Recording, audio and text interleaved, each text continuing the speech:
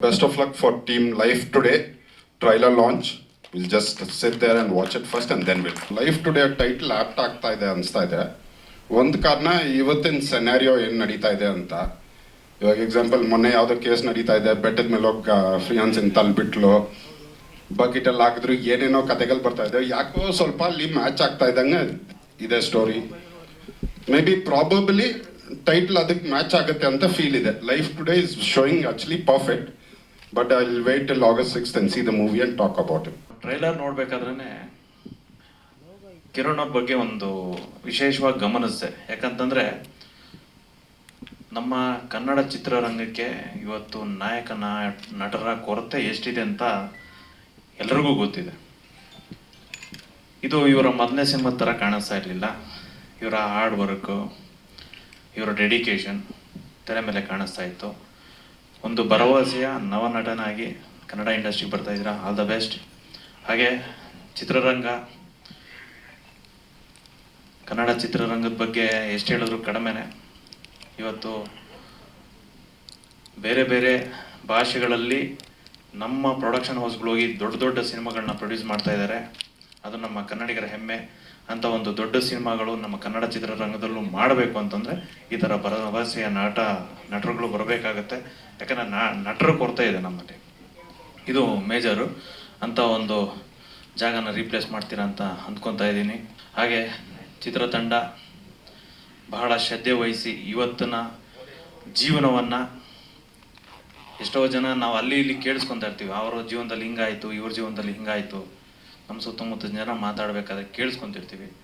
ಅದನ್ನು ನಾವು ಎಷ್ಟೇ ಬೇರೆಯವರು ಎಷ್ಟೇ ರಸವತ್ತವಾಗಿ ಹೇಳೋದಕ್ಕಿಂತನೂ ತೆರೆ ಮೇಲೆ ನೋಡಿದಾಗ ಅದರ ಜೀವನ ಅನುಭವ, ಪಾಠಗಳು, ತಪ್ಪುಗಳು, ಸರಿಗಳು, ಅದನ್ನೆಲ್ಲ ಕಡೆಯಲ್ಲಿ ಒಂದು ಮೆಸೇಜ್ ಕೊಡ್ತೀರಾ ನಮ್ಮ ಚಿತ್ರತಂಡ.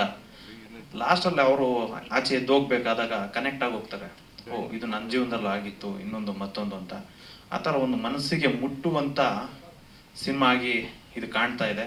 ಯಾಕಂತಂದರೆ ಅಲ್ಲಿ ಲವ್ ಇದೆ, ಎಮೋಷನ್ ಇದೆ, ಮೋಸ ಇದೆ, ದ್ವೇಷ ಇದೆ, ಎಲ್ಲನೂ ಇದೆ.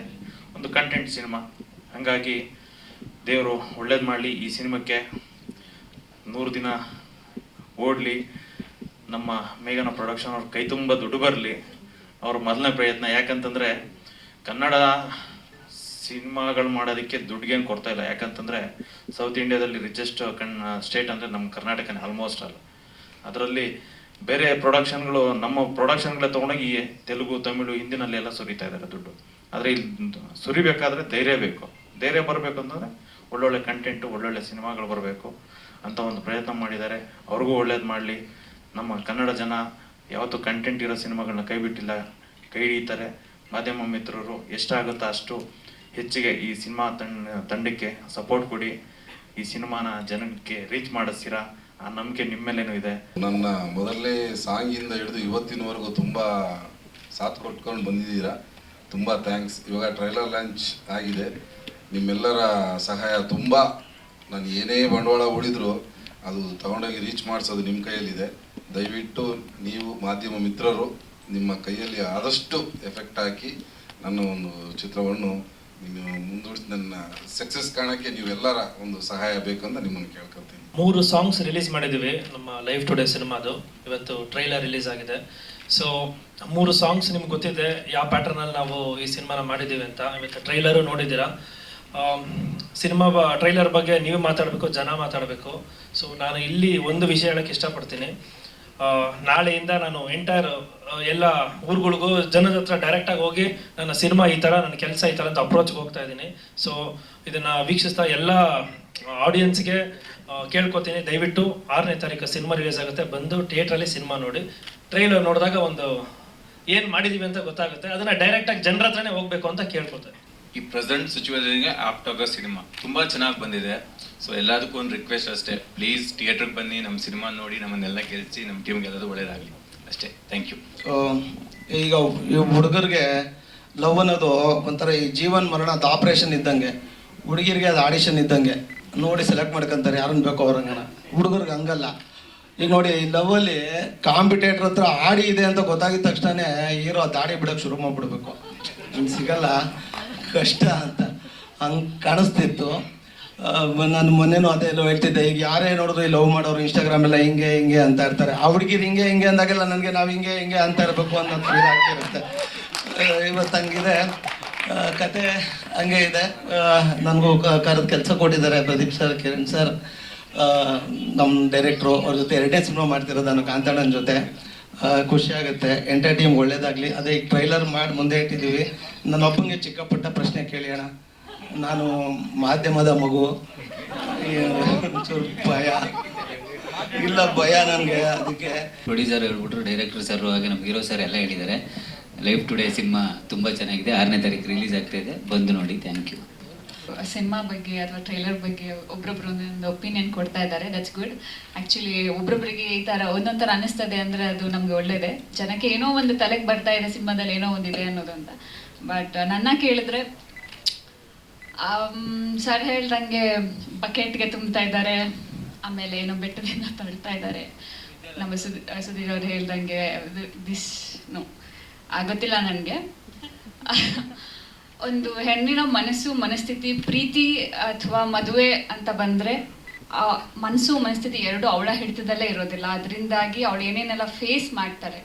ಸೊ ಅದು ಎರಡರಲ್ಲಿ ಅವಳೊಬ್ಬಳೇ ಮಾತ್ರ ಇರೋದಿಲ್ಲ, ಅವಳ ಫ್ಯಾಮಿಲಿ ಇರುತ್ತೆ, ಅವಳು ಪ್ರೀತಿಸೋ ಹುಡುಗ ಇರ್ತಾನೆ, ಮದುವೆ ಆಗೋ ಹುಡುಗ ಇರ್ತಾನೆ. ಸೊ ಇದೆಲ್ಲದನ್ನು ಅವಳು ಹೇಗೆ ಫೇಸ್ ಮಾಡ್ತಾಳೆ ಅನ್ನೋದನ್ನ ಈ ಸಿನಿಮಾದಲ್ಲಿ ತೋರ್ಸೋಕೆ ಹೊರಟಿದ್ದಾರೆ. ತುಂಬ ಚೆನ್ನಾಗಿ ಹೇಳಿದ್ದಾರೆ. ಲೈಫ್ ಟುಡೇ ಅನ್ನೋ ಟೈಟಲ್ ಆ ಪಾತ್ರಕ್ಕೆ ಆಪ್ಟ್ ಆಗಿದೆ. ಅದು ಸಿನಿಮಾ ನೋಡಿದ್ರೆ ಎಲ್ರಿಗೂ ಗೊತ್ತಾಗುತ್ತೆ. ಸಿಚುವೇಶನ್ ತಕ್ಕಂಗೆ ನಮ್ಮ ಸಿನಿಮಾ ರಿಲೀಸ್ ಆಗ್ತಾ ಇದೆ. ಆ್ಯಕ್ಚುಲಿ ಪ್ರತಿಯೊಬ್ಬರು ಅವ್ರವ್ರ ಒಪಿನಿಯನ್ ಹೇಳಿದರು. ನನ್ನ ಒಪಿನಿಯನ್ ಏನಪ್ಪ ಅಂದರೆ, ಆ್ಯಕ್ಚುಲಿ ಲವರ್ಸ್ಗಳದ್ದು ಆಟ ಸ್ವಲ್ಪ ಜಾಸ್ತಿನೇ ಆಗ್ತಾ ಇದೆ. ಆ್ಯಂಡ್ ಬರೀ ಹೆಣ್ಮಕ್ಳು ಅಲ್ಲ, ಆ್ಯಕ್ಚುಲಿ ಈವನ್ ಗಂಡ್ಸ್ ಅವ್ರ ಮೇಲಾಗಿ ಅವ್ರು ಕೂಡ ತುಂಬ ಫೇಸ್ ಮಾಡ್ತಿದ್ದಾರೆ. ಈ ಕೊಲೆ ಮಾಡೋದು, ಮರ್ಡರ್ಸ್ ಎಲ್ಲ ತುಂಬ ಜಾಸ್ತಿ ಆಗ್ತಿದೆ. ಅದಕ್ಕೆ ಕಾರಣ ಯಾಕೆ, ಏನು, ಅಥವಾ ಇಫ್ ಯು ಸಿ ಇನ್ನೊಂದು ಡೈಮೆನ್ಷನಲ್ಲಿ ಹೆಣ್ಮಕ್ಳು ಕೂಡ ತುಂಬ ಫೇಸ್ ಮಾಡ್ತಿದ್ದಾರೆ. ಸೊ ನಮ್ಮ ಸಿನಿಮಾ ದ್ವಾರ ನಾವು ಏನು ತೋರ್ಸೋಕ್ಕೆ ಪ್ರಯತ್ನ ಪಟ್ಟಿದ್ದೀರಾ ಅದು ನಿಮಗೆ 6ನೇ ಆಗಸ್ಟ್ ಸಿನಿಮಾದಲ್ಲಿ ಗೊತ್ತಾಗುತ್ತೆ. ಸೊ ದಯವಿಟ್ಟು ಬಂದು ನಮ್ಮ ಸಿನಿಮಾ ನೋಡಿ, ಹರಿಸಿ ಅಂತ ಕೇಳ್ಕೊತೀನಿ. ಅಂದರೆ ನನ್ನ ಹಿಂದಿನ ಸಿನಿಮಾ ಇರುವುದೆಲ್ಲವ ಬಿಟ್ಟು ನಿಮಗೆಲ್ಲ ಗೊತ್ತೇ ಇದೆ. ಅಂದರೆ ಒಂದು ಎಮೋಷನ್ಸ್ ಜೊತೆ, ಅಂದರೆ ಫ್ಯಾಮಿಲಿ. ಇವತ್ತು ನಾವು ಏನೇ ಅಲ್ಟಿಮೇಟ್ ಆಗಿ ನಾವು ಏನು ದುಡಿತೀವಿ, ಎಷ್ಟು ಸಂಪಾದನೆ ಮಾಡ್ತಾ ಇದ್ದೀವಿ, ಎಲ್ಲಿದ್ದೀವಿ ಅನ್ನೋದಕ್ಕಿಂತ ಹೆಚ್ಚಾಗಿ ಹೇಗೆ ಬದುಕ್ತಾ ಇದ್ದೀವಿ ನಾವು 4 ಗೋಡೆ ಮಧ್ಯೆ ಅನ್ನೋದು ತುಂಬ ಇಂಪಾರ್ಟೆಂಟ್ ಆಗುತ್ತೆ. ನಾವು ಇಲ್ಲಿಂದ ಹೋದರೆ ಕೊನೆಗೆ ಮನೆಗೆ ಹೋಗಬೇಕು. ಅಲ್ಲಿ ಹೋಗಿರೋ ಜಾಗದಲ್ಲಿ ನಮಗೆ ನೆಮ್ಮದಿ ಇದೆಯಾ, ಸುಖ ಇದೆಯಾ, ಶಾಂತಿ ಇದೆಯಾ? ಅಂದರೆ ಇವು ತುಂಬ ಈಸಿಯಾದಂತಹ ಪದಗಳು. ನನಗೆ ಈ ಕತೆ ಒಪ್ಕೊಳ್ಳೋದಕ್ಕಿಂತ ಮುಂಚೆ ಕಿರಣ್ ಅವ್ರು ಕತೆ ಬರೆದಿದ್ರು. ಸೊ ನನ್ನನ್ನು ಕರೆದು ಸರ್ ಹಿಂಗೆ ಸಿನಿಮಾ ಮಾಡಬೇಕು ಅಂತ ಅಂದಾಗ, ಸೊ ನಾನು ಕತೆ ಓದಿದಾಗ ನನಗೆ ಅಂದರೆ ಯಾವುದೇ ಹೀರೋ ಆಗಲಿ ಸರ್, ಇವತ್ತು ಎಲ್ಲರೂ ಬಿಲ್ಡಪ್ ಇರಬೇಕು, ಮಾಸ್ ಡೈಲಾಗ್ ಇರಬೇಕು, ಮತ್ತು ಇನ್ನೇನೋ ಒಂದು ಎಲಿವೇಶನ್ ಶಾರ್ಟ್ಸ್ ಇರಬೇಕಂತೆಲ್ಲ ಯೋಚನೆ ಮಾಡಿ ಇವತ್ತು ಅವರೇ ನಿರ್ಮಾಪಕರ ಹುಡುಕಿ ಕತೆ ಮಾಡಿ ಸಿನಿಮಾ ಮಾಡಬೇಕು ಅಂತ ಅಂದಾಗ ತುಂಬ ಒಂದು ದೊಡ್ಡ ಚಾಲೆಂಜಿಂಗ್ ಆಗಿರುತ್ತೆ. ಅವ್ರ ಮೇಲೆ ಕತೆ ಬರ್ಕೊಂಡಿರ್ತಾರೆ. ನಾನು ಕತೆ ಓದ್ತಾ ಇದ್ದಾಗ ಆಶ್ಚರ್ಯ ಆಯಿತು, ಇದೇನು ಗುರಿ ಎಲ್ಲ ಹೀರೋಯಿನ್ ಮೇಲೆ ಟ್ರಾವೆಲ್ ಆಗ್ತಾ ಇದೆಯಲ್ಲ, ನನ್ನ ಎಮೋಷನ್ಸ್ಗೆ ಹತ್ರದಲ್ಲಿ ಇದೆಯಲ್ಲ, ಅಂದರೆ ನಾನು ಹೇಳುವಂಥ ಕತೆಗಳಿಗೆ ತುಂಬ ಸನಿಹದಲ್ಲಿ ಇದೆಯಲ್ಲ ಅಂತ ಅಂದಾಗ ಸರ್, ಈ ಕತೆನ ನಾನು ಡೈರೆಕ್ಷನ್ ಮಾಡಲೇಬೇಕು ಅಂತ ಹೇಳಿ ಅವರು ಸಹ ಖುಷಿಯಿಂದ ಈ ಟ್ರಾವೆಲ್ ಶುರುವಾಗಿದ್ದು. ಇದರೊಳಗಡೆ ನೋಡ್ತಾ ಇದ್ದೀವಿ ಅಂದರೆ ಲೈಫ್ ಅಂದರೆ ಎಲ್ಲವೂ ಮಿಕ್ಸರ್ ಆಫ್, ಅಂದರೆ ಒಂಥರ ಎಲ್ಲ ಸಮ್ಮಿಶ್ರಣದಲ್ಲೇ ಇರಬೇಕು. ಹಾಸ್ಯ ಇಲ್ಲ ಸುಮಾರು. ಅಂದರೆ ನಾವು ಟ್ರೈಲರ್ ಕಟ್ ಮಾಡಬೇಕಾದ್ರೆ ಈ ಸಿನಿಮಾದಲ್ಲಿ ಎಲ್ಲ ಇದೆ ಗುರು, ಲವ್ ಇದೆ, ಆ್ಯಕ್ಷನ್ ಇದೆ, ಇನ್ನೊಂದಿದೆ, ಮತ್ತೊಂದಿದೆ, ಎಲ್ಲ ಮೋಸ ಇದೆ ಅಂತ ಸರ್ ಹೇಳಿದ್ರು ಚೆನ್ನಾಗಿ. ಇದರಲ್ಲಿ ಹಾಸ್ಯನೂ ಇದೆ ಸರ್, ಅದನ್ನು ಮ್ಯೂಟ್ ಮಾಡಿದ್ದೀವಿ. ಅವರಿದ್ದಾರೆ ಮ್ಯೂಟ್ ಅಂದರೆ ಕಟ್ ಮಾಡಿದ್ದೀವಿ. ಥಿಯೇಟ್ರಿಗೆ ಬಂದಾಗ ನಿಮ್ಮ ಜೊತೆ ಅದು ಥಿಯೇಟ್ರಲ್ಲಿ ಬಂದಾಗ ಅದು ಎಕ್ಸ್ಟ್ರಾ ಬೋನಸ್ ಸರ್, ಅದು ಬರೋವಂಥ ಆಡಿಯನ್ಸ್ಗಳಿಗೆ. ಸೊ ಈ ಎಲ್ಲ ಮಸಾಲೆ ಜೊತೆನಲ್ಲಿ ಒಂದು ನಗುನು ಸಹ ಆಡಿಯನ್ಸ್ಗೆ ಇರಬೇಕು ಅನ್ನೋ ಒಂದು ಉದ್ದೇಶದಲ್ಲಿ ಇದರಲ್ಲಿ ಅದನ್ನು ನಾವು ತರೋದಕ್ಕೆ ಹೋಗಿಲ್ಲ ಉದ್ದೇಶಪೂರ್ವಕವಾಗಿ. ಅಂದರೆ ಒಂದು ಒಳ್ಳೆ ಕತೆ ಹೇಳೋದಕ್ಕೆ ನಿರ್ಮಾಪಕರು ಮತ್ತು ಕಿರಣ್ ಅವರು ಜೊತೆಯಾಗಿದ್ದರು. ಅದ್ರ ಜೊತೆಗೆ ಅದ್ಭುತವಾದಂತಹ ಕಲಾವಿದರುಗಳನ್ನ ನನಗೆ ಕೊಟ್ಟರು. ಸೊ ಸುಧಿಯವರಾಗಿರ್ಬೋದು, ರತರ್ ಅವರು, ಜಗಪ್ಪ ಮೇಡಮ್, ನಿಮ್ಮ ಬಗ್ಗೆ ಅಂದರೆ ಇವರು ನೆಕ್ಸ್ಟ್ ನನ್ನ ಇರುವುದೆಲ್ಲವ ಬಿಟ್ಟು ಸಿನಿಮಾಗೆ ಮೇಘನಾರಾಜ್ ಅವರಿಗೆ ಸ್ಟೇಟ್ ಅವಾರ್ಡ್ ಬಂತು. ನಾನು ಈ ವೇದಿಕೆ ಅವರಿಗೆ ಅಂದರೆ ವೇದಿಕೆ ಎಲ್ಲ ಹಿಂದೆನೇ ಹೇಳಿದ್ದು, ಮೇಡಮ್ ಇದರಲ್ಲಿ ಈ ಒಂದು ಅವಾರ್ಡ್ ಬರುತ್ತೆ ಅಂತ. ಇದನ್ನು ನಾವು ಹೇಳ್ತಾ ಇದ್ದೀವಿ ನಿಮಗೆ 100% ಇದರಲ್ಲೂ ಬಹುಶಃ ನೀವು ಒಂದು ಸ್ಟೇಟ್ ಅವಾರ್ಡ್ನ ಗೆಲ್ಲುವಂತಹ ಸಾಮರ್ಥ್ಯ ಇರುವಂಥವ್ರು, ಅದ್ಭುತವಾದಂಥ ಕಲಾವಿದೆ. ಸೊ ಯುಕ್ತ ಅವರೇ ಆ್ಯಂಡ್ ನಮ್ಮ ಮಲಾನಿ ಸರ್ ಇದ್ದಾರೆ. ತುಂಬ ಎಲ್ಲ ಒಂದು ಚಂದದ ಟೀಮ್ ಜೊತೆಯಲ್ಲಿ ಇವತ್ತು ಮಿಸ್ ಆದರೂ ನಮ್ಮ ಮ್ಯೂಸಿಕ್ ಡೈರೆಕ್ಟರ್ ಅವರು ಸಹ ಈ ಸಿನಿಮಾ ಹೀರೋ. ಅದ್ಭುತವಾಗಿ ರೀ ರೆಕಾರ್ಡಿಂಗ್ ಮಾಡಿದ್ದಾರೆ. ಕುಟುಂಬ ಅಂದರೆ ಅಥವಾ ಒಂದು ಸಮಾಜ ಅಂತ ಅಂದರೆ ಮೆನ್ ಎಲ್ಲರೂ ಜೊತೆಲಿ ಇರಲೇಬೇಕು ಸರ್. ಅಂದರೆ ಕಥೆಗಳ ಒಳಗಡೆ ನಾವಿವಾಗ ಒಂದು ಕುಟುಂಬದ ಸಮೇತ ನಾವು ಸಿನಿಮಾಗಳು ಬರ್ತೀವಿ ಸರ್. ಯಾರು ನಾವು ಬರೀ ಯೂಸು ನಾವು ಅಂದರೆ ಆ ಥರ ವರ್ಗ ಸಿನಿಮಾಗಳು ಬೇರೆ, ನಾವೊಂದು ಕುಟುಂಬದ ಜೊತೆ ಸಿನಿಮಾಗೆ ಬರ್ತಾ ಇದ್ದೀವಿ ಅಂತ ಅಂದಾಗ ಸೊ ಹೆಣ್ಮಕ್ಳು ಫೀಲಿಂಗ್ಸು ಇರ್ತವೆ ಅಲ್ಲಿ. ಅದಕ್ಕೆ ನಾವು ಕತೆ ಮುಖಾಂತರವಾಗಿ ಆ ರೆಸ್ಪೆಕ್ಟ್ ಮಾಡಬೇಕು ಅನ್ನೋ ಒಂದು ಉದ್ದೇಶದಲ್ಲಿ ಮಾಡಿರೋಂಥದ್ದು ಸರ್. ನಮ್ಮ ಬದುಕಿನ ಜೊತೆಯಲ್ಲಿ ನಾವು ಯಾರ ಹತ್ರ ಆದರೂ ನೋವು ಹೇಳ್ಕೊಬೇಕು ಅಂದ್ರೆ ಒಂದು ಭುಜ ಬೇಕು ಸರ್. ನಾವು ಏನೇ ಇದ್ರು ಆ ಭುಜನೇ ನಾವು ನಮ್ಮ ಸಂಗಾತಿಗಳು ಅಂತ ನಾವು ಹಿರಿಯರ ಹಿಂದೆಯಿಂದನೇ ಅದೊಂದು ಕಾನ್ಸೆಪ್ಟ್ನ ಮಾಡಿಬಿಟ್ಟಿದ್ದಾರೆ. ಸೊ ಅದ್ರ ಜೊತೆನಲ್ಲಿ ಏನಾಗಿದೆ ಅಂತಂದ್ರೆ ಇವತ್ತು ಬಿಸ್ನೆಸ್ ಆಗಿದೆ, ಸಂಬಂಧಗಳು ಬಿಸ್ನೆಸ್ ಮೇಲೆ ನಡೀತಾ ಇದೆ. ಸೊ ಎಮೋಷನ್ಸ್ಗೆ ರೆಸ್ಪೆಕ್ಟ್ ಇಲ್ಲ, ಭಾವನೆಗಳಿಗೆ ಅಲ್ಲಿ ಸ್ಪೇಸೇ ಇಲ್ಲ ಸರ್. ಎಲ್ಲವೂ ನಾನೇನು ಸಂಪಾದನೆ ಮಾಡ್ತಾ ಇದ್ದೀನಿ, ನೀನೇನು ಸಂಪಾದನೆ ಮಾಡ್ತಾ ಇದೆಯಾ, ನಿನಗಿಂತ ನಾನೇನು ಕಡಿಮೆ, ನನಗಿಂತ ನೀನೇನು ಹೆಚ್ಚು ಅನ್ನೋ ಒಂದು ಆ ಕಾನ್ಫ್ಲಿಕ್ಟ್ ಸಂಘರ್ಷದಲ್ಲಿ ಇವತ್ತು ಕುಟುಂಬ ವ್ಯವಸ್ಥೆಯಲ್ಲಿ ಅಂದರೆ ಪ್ರೀತಿ ಅನ್ನೋ ಒಂದು ವಿಷಯ ಮಾರ್ಕೆಟಲ್ಲಿ ಈ ಥರ ಇವತ್ತು ದಿನನಿತ್ಯ ನಾವೇನು ಪೇಪರ್ಗಳಲ್ಲಿ ಇಲ್ಲೆಲ್ಲ ಸಿಮೆಂಟ್ ಹ್ಯಾಕ್ಸ್ ಉಟ್ರಂತೆ ಇವೆಲ್ಲ ಏನು ನೋಡ್ತಾ ಇದ್ದೀವಿ ಆ ಥರ ತುಂಬ ಆಗ್ತಾ ಇದೆ. ಬಟ್ ನಮ್ಮ ಕಥೆಯ ಮುಖಾಂತರವಾಗಿ ಸೊ ಬದುಕು ಅಂದರೆ ಒಂದು ಬ್ಯೂಟಿಫುಲ್ ಸರ್. ಈ ಟೈಟಲಲ್ಲೇ ಇದೆ, ಲೈಫ್ ಅನ್ನೋದು ಕಲರ್ಫುಲ್ ಆಗಿದೆ. ಲೈಫ್ ಅನ್ನೋದು ಅಲ್ಲಿ ರೋಸ್ ಪೆಟಲ್ಸ್ ಇದೆ, ಆದರೆ ಟುಡೇ ಇವತ್ತು ನಾವು ಅದನ್ನು ಸಂಘರ್ಷ ಅದರಲ್ಲಿ ಘರ್ಷಣೆ ಇದೆ. ನನ್ನ ಸ್ಕೂಲ್ ಡೇಸ್ ಕಾಲೇಜ್ ಡೇಸಲ್ಲಿ ಇದ್ದಾಗ ಆ ಪ್ಯಾಟರ್ನ್ ಆಫ್ ಸಿನಿಮಾ ಬರ್ತಾ ಇತ್ತು ಸರ್. ಈಗ ಫಾರ್ ಎಕ್ಸಾಂಪಲ್ ಒಂದು 2-3 ಇಯರ್ಸಿಂದ ನೋಡಿದ್ರೆ ಹೀರೋ ಫೈಟು ಸಾಂಗು ಅದೇ ರೂಟೀನ್ ಲವ್ ಸ್ಟೋರಿ. ಸೊ ನಾನು ಇಲ್ಲಿ ಒಂದು ಸುಮ್ಮನೆ ಮೂವಿ ಮಾಡೋಕ್ಕೆ ಬರೋಣ ಅಥವಾ ಸಕ್ಸಸ್ಫುಲ್ ಮೂವಿ ಮಾಡೋಕ್ಕೆ ಬರೋಣ ಅಂತ ಯೋಚನೆ ಮಾಡಿದಾಗ ಸಕ್ಸಸ್ಫುಲ್ ಪ್ಯಾಟರ್ನ್ ನನಗೆ ಇದೇ ಕಾಣಿಸಿದೆ ಸರ್. ಬೇರೆ ಇಂಡಸ್ಟ್ರಿಯವರು ಮಲಯಾಳಂ, ತೆಲುಗು, ತಮಿಳ್ ಅವ್ರು ಯಾರು ಹೀರೋಯಿಸಮ್ ತುಂಬ ಒತ್ತು ಕೊಡಲ್ಲ, ಒಳ್ಳೆ ಕಂಟೆಂಟ್ ಮೇಲೆ ಇದು ಮಾಡ್ತಾರೆ. ಸೊ ಹಾಗಾಗಿ ನಾನು ಕಂಪ್ಲೀಟ್ಲಿ ಈ ಮೊಗ್ಗಿನ ಮನಸ್ಸೆಲ್ಲ ಬಂತಲ್ಲ ಆ ಪ್ಯಾಟರ್ನಲ್ಲಿ ಈ ಸಿನಿಮಾನ ಮಾಡಿದೆ ಸರ್. ಹಂಗಂತ ಇಲ್ಲಿ ಯಾರು ಒಬ್ರು ದೊಡ್ಡವರು ಚಿಕ್ಕವರು ಅಂತಲ್ಲ, ಎಲ್ಲರ ಪಾತ್ರ ಅಷ್ಟೇ ಈಕ್ವಲ್ ಆಗಿದೆ. ಸಿನಿಮಾ ನೋಡಿದ್ರೆ ಅದ್ರಲ್ಲಿ ಇದೆ ಮೇಡಮ್ ಆನ್ಸರು. ಅದೇ ಒಳ್ಳೆ ಮನ್ಸಿದ್ದು ಸೆಟ್ಲ್ ಆಗಿರೋನ್ ಸಿಕ್ಕಿದ್ರೆ ಇನ್ನೂ ಚೆನ್ನಾಗಿರುತ್ತೆ ಮೇಡಮ್ ಜೀವನ. ಪ್ರೀತಿ ಅನ್ನೋದು ಪ್ರತಿಯೊಬ್ಬರ ಆದ್ಯ ಸರ್. ಅದು ಅಂದರೆ ಆದ್ಯತೆ. ನಾವು ಆಗಲೇ ಹೇಳ್ದಾಗೆ ನಾವು ಏನೇ ಮಾಡಿದ್ರು ಸಹ ಸೊ ಅಲ್ಟಿಮೇಟ್ಲಿ ನಮ್ಗೊಂದು ತೃಪ್ತಿ ಅನ್ನೋದು ಇರಬೇಕು. ಸೊ ವಿಲನ್ ಇದ್ದಾರೆ ಅಂದ ಮಾತ್ರಕ್ಕೆ ಅವ್ರ ಪ್ರೀತಿಗೂ ನಮಗೆ ನಾವೇ ಹೀರೋನೂ ಆಗ್ಬೋದು, ನಮಗೆ ನಾವೇ ವಿಲನ್ನು ಆಗ್ಬೋದು ಸರ್ ನಮ್ಮ ಲೈಫ್ಗೆ. ಅಂದರೆ ನಾವು ಯಾವ ರೀತಿ ಹ್ಯಾಂಡ್ಲ್ ಮಾಡ್ತೀವಿ ಒಂದು ಸಿಚುವೇಶನ್ನ ಅದ್ರ ಮೇಲೆ ನಿರ್ಧಾರ ಆಗುತ್ತೆ. ಸೊ ಹಾಗಾಗಿ ಅದರಲ್ಲಿ ಇವರು ನಮ್ಮ ಕಾಕ್ರೋಚ್ ಅವ್ರದ್ದು ಒಂದು ಪಾತ್ರ, ಬಟ್ ಆ ಪಾತ್ರ ಇವ್ರ ಲೈಫ್ಗೆ ಏನು ಡಿಸ್ಟರ್ಬ್ ಮಾಡಲ್ಲ. ನನ್ನೊಳಗಡೆ ಒಬ್ಬ ವಿಲನ್ ಇದ್ದಾನೆ, ನಾನು ಯಾರನ್ನ ಹೆಚ್ಚಾಗಿ ಪೋರ್ಟ್ರೇ ಮಾಡ್ತೀನಿ. ಸೊ ಅವನು ಯಾವಾಗ ಆಕ್ಟಿವ್ ಆಗ್ತಾನೆ ಸೊ ಅವಾಗ ನನ್ನ ಎದುರುಗಡೆ ಇರ್ತಕ್ಕಂಥ ಸಂಬಂಧಗಳ ಜೊತೆನಲ್ಲಿ ಸಂಘರ್ಷನ ಅಥವಾ ಒಲವ, ಅದು ಹುಡುಗ ಹುಡುಗಿ ಗಂಡ ಅಥವಾ ಮದುವೆ ಆ ಒಂದು ಸಮಸ್ಯೆ ಖುಷಿ ಎಲ್ಲ ಅದು ನೀವು ನೋಡಿದ್ದೀರಾ. ಅದಕ್ಕೆ ಅದಕ್ಕೂ ಮೀರಿದ ಸಿನಿಮಾದಲ್ಲಿ ಏನಿದೆ ಅಂದರೆ ಅಪ್ಪ ಮಗಳ ಬಾಂಧವ್ಯ. ಸೊ ಅವಳು ಪ್ರೀತಿನ ಮಾಡೋದು ಯಾಕೆ, ಅದನ್ನ ಬಿಡೋದು ಯಾಕೆ, ಅದರಿಂದ ಏನು ಎಲ್ಲ ಎಮೋಷನ್ಸು ಸರ್. ಅದು ಮೇ ಬಿ ಹುಡುಗ ಹುಡುಗಿಗೆ ಇರೋ ಕೆಮಿಸ್ಟ್ರಿಗಿಂತ ಹೆಚ್ಚಾಗಿ ನನ್ನ ನಾಣಿ ಸರ್ದು ಅದೊಂದು ಬಾಂಡಿಂಗು ತುಂಬ ಚೆನ್ನಾಗಿ ಬಂದಿದೆ. ಒಂದು ಮಗಳನ್ನ ಪ್ರತಿಯೊಬ್ಬರು ತಂದೆ ಆ ಕನಸು ಮಗಳನ್ನ ಹೀಗೆ ನೋಡಬೇಕು, ಹೀಗೆ ಇರಬೇಕು ಅನ್ನೋಂಥದ್ದು. ಸೊ ಪ್ರೀತಿಲಿ ಬಿದ್ದಾಗ ಹೆಣ್ಮಕ್ಳು ಅದು ಇದು ಯೋಚನೆ ಮಾಡ್ತಾರೆ, ಅವೆಲ್ಲ ಒಳ್ಳೆ ರೀತಿ ತೊಗೊಂಡೋಗ್ಬೇಕು ಅಂತ ಅಪ್ಪನೂ ಅನ್ಕೋತಾರೆ. ಬಟ್ ಅದರಿಂದ ಕೆಲವೊಂದು ಸರಿ ಮಕ್ಕಳೇ ತಪ್ಪು ಮಾಡ್ತಾರೆ ಅಂತ ಏನಿಲ್ಲ, ಪೇರೆಂಟ್ಸಿಂದನೂ ತಪ್ಪಾಗುತ್ತೆ. ಅವಾರ್ಡ್ಗೆ ಹೋಗುವಂಥ ಕ್ಯಾರೆಕ್ಟರ್ ಆ ಟೈಮಲ್ಲಿ ಪಾಪ ಅದು ಎಷ್ಟು ಬೇಜಾರಾಗ್ತಿತ್ತು ಶೂಟಿಂಗ್ ಬಂದಾಗ ಅಂತ ನನಗೆ ಗೊತ್ತು. ನನಗೊಬ್ಬಳು ಮಗಳಿದ್ದಾಳೆ, ನಾನು ಸಂತೈಸ್ತಾ ಇದ್ದೆ ಸರ್. ಅವಳಿಗೊಂಥರ ಧೈರ್ಯ, ಪಕ್ಕದಲ್ಲಿ ಯಾರೋ ಇದ್ದಾರೆ ನನಗೆ ಸಹಾಯ ಮಾಡೋರು. ಯಾಕೆಂದರೆ ಆ ನೋವು ಅರ್ಥ ಮಾಡ್ಕೊಂಡ್ರೆ ಗೊತ್ತಿರುತ್ತೆ, ಭಾವನೆಗಳು ಇಲ್ಲದವ್ರೆ ಬೇವರ್ಸಿಗಳು ಗೊತ್ತಿರಲ್ಲ. ನಾನು ತುಂಬ ಕಲಿತೆ ಈ ಸಿನಿಮಾದಲ್ಲಿ, ಸಿಕ್ಕಾಪಟ್ಟೆ ಕಲ್ತ್ಬಿಟ್ಟೆ. ಇವಾಗ ಗೊತ್ತಿರೋದಕ್ಕಿಂತ ಜಾಸ್ತಿ ಕಲ್ತ್ಕೊಂಡಿದ್ದೀನಿ.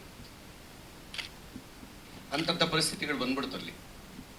ಆದರೂ ಪಾಪ ಅವರು ಯಾವುದಕ್ಕೂ ಜಗ್ಗದಂಗೆ ಬಂದಾಗ ಬರೋರು, ಕ್ಯಾಮ್ರಾ ಬಂದಾಗ ಹಿಂಗೆಲ್ಲ ಇರಬಾರ್ದು, ಫೀಲ್ ಮಾಡಬಾರ್ದು ಅಂದರೆ ಸರಿ ಅಂತ ಆ್ಯಕ್ಟ್ ಮಾಡೋರು. ಮತ್ತೆ ಮಂಕ ಕೂತ್ಕೊಳ್ಳೋದು ಹಿಂಗೆ. ನಾನು ಹೋಗಿ ಸಮಾಧಾನ ಮಾಡ್ತಾಯಿದ್ದೆ. ತುಂಬ ಬಾಂಡಿಂಗ್ ಆಗ್ಬಿಟ್ಟಿತ್ತು ನನಗೂ ಅವ್ರಿಗಲ್ಲಿ. ನನ್ನ ಮಗಳೇ ಬಂದವಳು ನನ್ನ ಜೊತೆಯಲ್ಲಿ ಇನ್ನಷ್ಟು ನನಗೆ ಭಾವನೆಗಳಲ್ಲಿ ಬಂದ್ಬಿಡ್ತಾರೆ. ಚೆನ್ನಾಗಿ ಮಾಡ್ತು ಮಗು, ನಿಜವಾಗ್ಲೂ ಗೆಲ್ಕೆ ಬಿಡೋದು.